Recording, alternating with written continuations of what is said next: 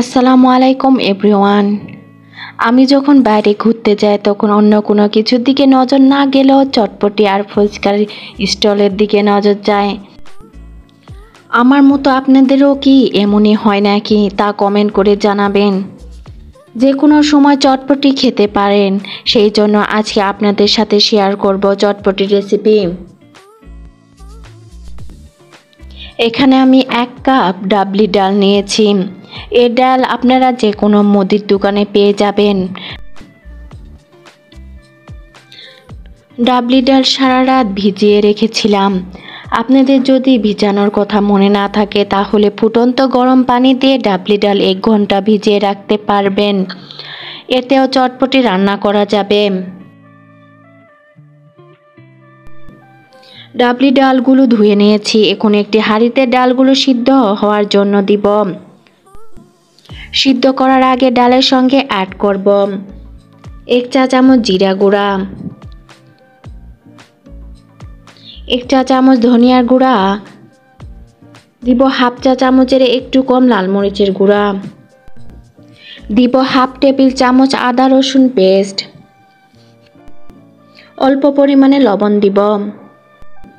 এখন দিয়ে দিব পর্যাপ্ত পরিমাণে পানি।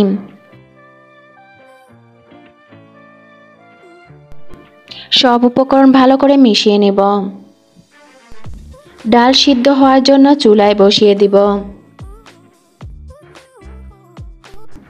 ডাল সিদ্ধ হয়ে গিয়েছে। এখন ডালগুলো একটি বাটিতে ঢেলে নেব। সিদ্ধ ডালের সাথে অ্যাড করব 1 টেবিল চামচ ভাজা ধনিয়া ও জিরার গুঁড়া, দিব 1 টেবিল চামচ চাট মশলা,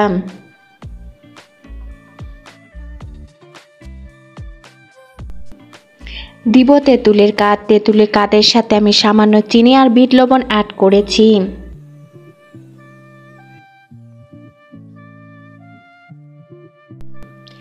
দিব সিদ্ধ আলু ম্যাশ করে নিয়েছি। দিব 1/2 চা চামচ বিট লবণ, পরে লাগলে আবার দিব। সব উপকরণ ভালো করে মিশিয়ে নিব। চটপটি যদি ঘন হয় তাহলে আপনারা এর সঙ্গে গরম পানি অ্যাড করবেন। আমি অনেকটা গাঢ় করেছি কারণ এভাবে আমার ভালো লাগে। আপনারা আপনাদের পছন্দ অনুসারে ঘন বা পাতলা করে নেবেন। চটপটি বিশেষ করে না ঘন না পাতলা, মিডিয়ামই ভালো। চটপটি প্লেট তৈরি করার জন্য এখানে আমি নিয়েছি কুচি করা ধনিয়া পাতা, একটি ডিম সিদ্ধ,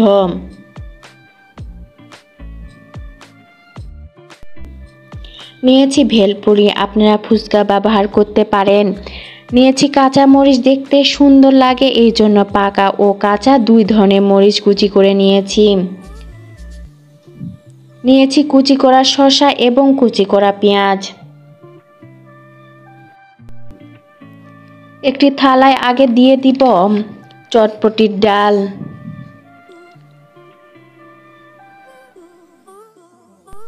ভেলপুরি ভেঙে গুঁড়া গুঁড়া করে দেব। ভেলপুরি বা ফুচকা বেশি পরিমাণে দিব কারণ এটি খেতে ভালো লাগবে।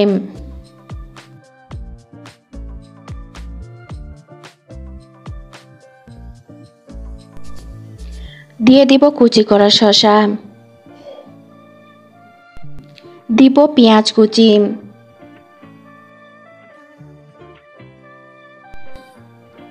ধনিয়া পাতা কুচি দিব, আর দিব কাঁচা মরিচ কুচি। শেষে অ্যাড করব সিদ্ধ ডিম গ্রেট করে দিব। আশা করি এভাবে চটপটি রান্না করলে অনেক মজা লাগবে। প্লিজ আমার চ্যানেলটি সাবস্ক্রাইব করবেন। আজ এই পর্যন্ত। আপনারা সবাই ভালো থাকবেন। আল্লাহ হাফেজ।